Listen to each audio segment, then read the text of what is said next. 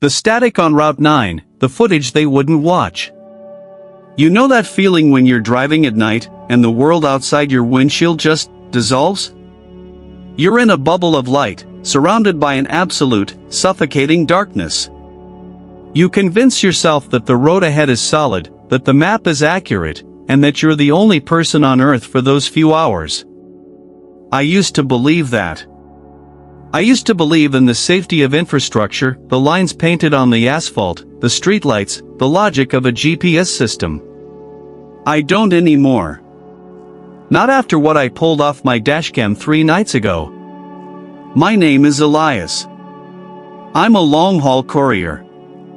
I deliver medical supplies between remote clinics in the Pacific Northwest. It's a lonely job, quiet, repetitive. You get used to the monotony. But 3 days ago, I was driving through the pass on Route 9, a stretch of road locals avoid after 2 a.m., and I captured something that has shattered my entire understanding of reality. The police didn't just ignore it. They actively suppressed it. And now, I think I know why. The drive, a silence that screams. It was 3:14 a.m. The air was thick with a fog that wasn't just gray, it felt heavy, viscous, like it was clinging to the glass of my truck. The radio had been static for 40 miles. I'd given up on music and was listening to the rhythmic thrum of the tires against the pavement. I was driving a standard heavy-duty Ford with a high-end 4K dashcam installed, the kind that loops and saves on impact. I keep it for insurance purposes, mostly because of the deer around these parts. I was cruising at about 40 miles per hour. The high beams were cutting through the gloom, but the light seemed to die abruptly, as if the darkness was hungry and eating the lumens before they could hit the trees. That's when the truck stalled. It didn't sputter. It didn't choke. It just died. Every electronic system, the engine, the dashboard lights, the headlights, the radio, went black. Absolute, instant silence. My heart hammered against my ribs. I turned the key, but nothing happened. I sat there for a second, my breath visible in the sudden chill of the cab. I reached for my phone, but the screen was dead. Not out of battery, it was ice cold to the touch, and the glass was flickering with a faint, rhythmic pulse of purple light. Then, I looked out the windshield. In the center of the road, about 20 yards ahead, stood a man. Or, at least, it was shaped like a man. It was facing away from me, wearing a tattered trench coat that looked like it had been dragged through mud and oil. It wasn't moving. It wasn't shivering, despite the sub-zero temperatures. It was just anchoring the road. I sat there, frozen. Every instinct screamed at me to lock the doors, but the locks wouldn't engage. My hand was hovering over the door handle, paralyzed. The figure turned. It didn't pivot its feet. It kept its lower body facing away from me, while its torso twisted a full 180 degrees, snapping with the wet, crunching sound of breaking cartilage. When it looked at me, there was no face. Where eyes, a nose, and a mouth should have been, there was only a patch of shifting, grainy static, the same kind of white noise you see on an old television set that isn't tuned to a channel. And then, it started walking toward me. Not walking, really. It glided, its posture jerky, like a stop-motion animation struggling with its frame rate. I did the only thing I could, I closed my eyes and prayed. I don't know how long I sat there. 5 minutes? An hour? Eventually, the engine roared to life on its own. The headlights surged, blindingly bright. I slammed the truck into gear and floored it. I didn't look back. I didn't check the rearview mirror. I drove until the sun came up, until the suburbs started to appear, until the world felt sane again. The evidence, frame by frame. When I finally pulled into my driveway, I was shaking so hard I couldn't hold a coffee cup. I spent the next 4 hours sitting in my kitchen, staring at the wall, trying to tell myself it was a hallucination caused by sleep deprivation. But then, I remembered the dashcam. I walked to the truck, ripped the SD card out of the slot, and ran it to my laptop. My hands were trembling as I loaded the file. The timestamp read 3:14 a.m. I watched the footage. At first, it was just the empty, foggy road. Then, the power cut out. The screen went black for a second, a glitch. When the video resumed, the camera had shifted. It wasn't pointing at the road anymore, it was tilted toward the passenger seat, then toward the ceiling of the cab, before correcting itself. But here is the thing that makes my blood run cold even now: the figure wasn't there. I scanned the footage frame by frame. When my truck stalled, the camera showed the road ahead. It was empty. The asphalt was pristine. Yet, as I watched, the footage began to distort. The digital quality dropped, turning into pixels. On the screen, I watched myself. I saw my own reflection in the rearview mirror on the recording. I was screaming, my face contorted in sheer terror, staring at something standing right outside my driver's side window.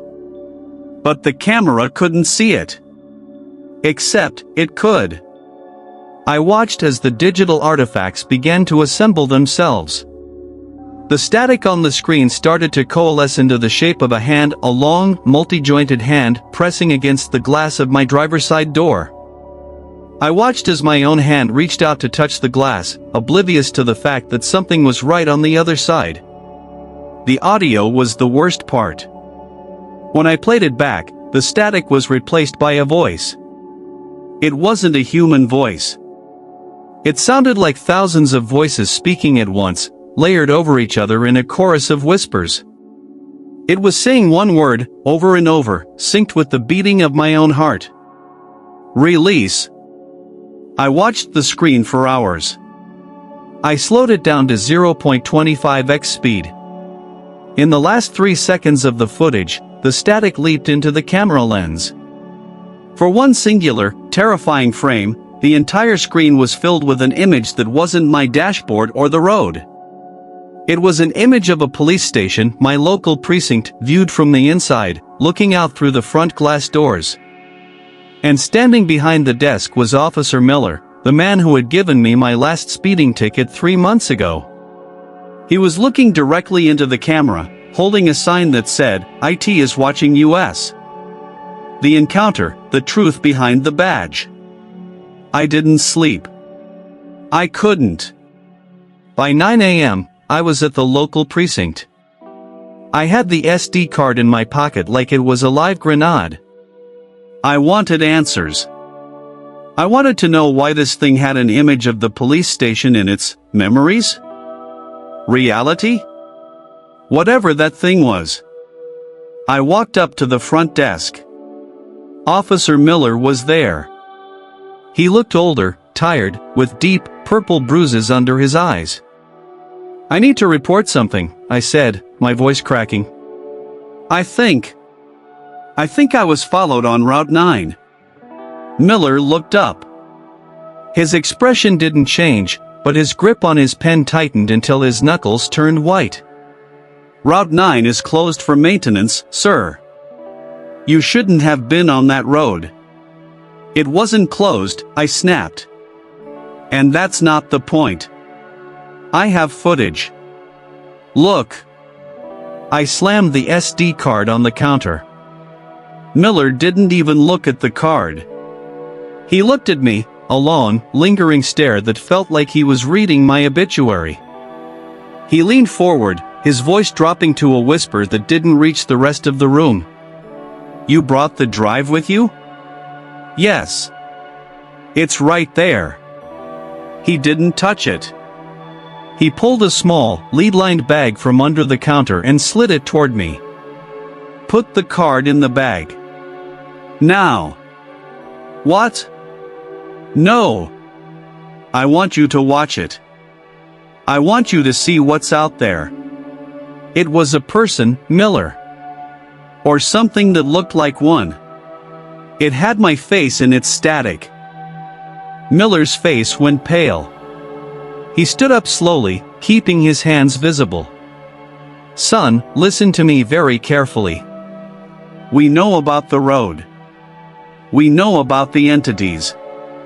We've been investigating for 50 years. You know what we found? Nothing. Because every time we send a unit out there to check, they don't come back.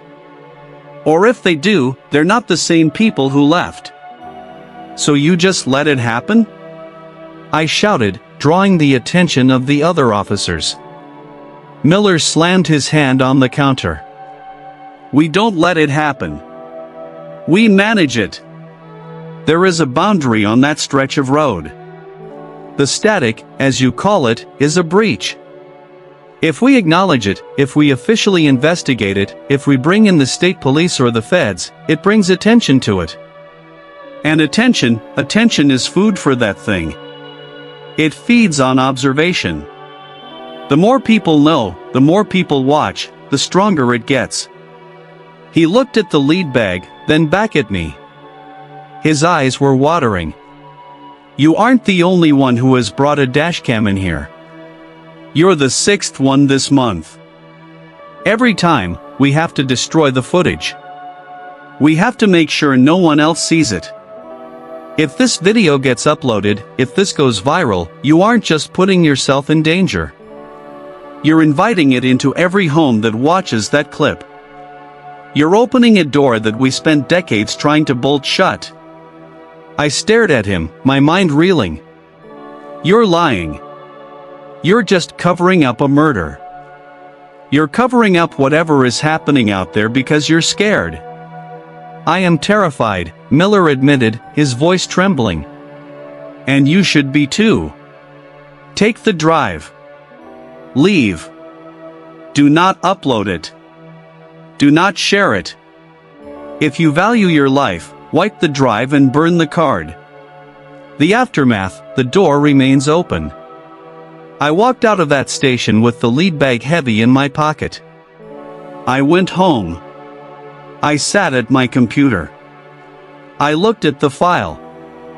3:14_am_dashcam.mp4. I hovered my mouse over the delete button. I thought about what Miller said. It feeds on observation. I looked at the footage one last time. And that's when I noticed something new. In the background of the shot, where the woods should be, I saw hundreds of them. Thousands. Shapes of static, standing between the trees, watching me. They weren't just on Route 9. They were everywhere. The police weren't protecting us from a monster on the road. They were keeping us from realizing that the world we live in is already full of them, just waiting for us to notice. I didn't delete the file. I couldn't. I had to know. I uploaded it to a private server, then I tried to access it again 10 minutes later. The file was gone. Not just deleted, it had vanished from the server, and the laptop itself began to smoke. The screen turned white, and then, a single line of text appeared in the center of the display, written in the same grainy, pixelated font I had seen in the dashcam footage. "We see you watching. I haven't slept in 3 days.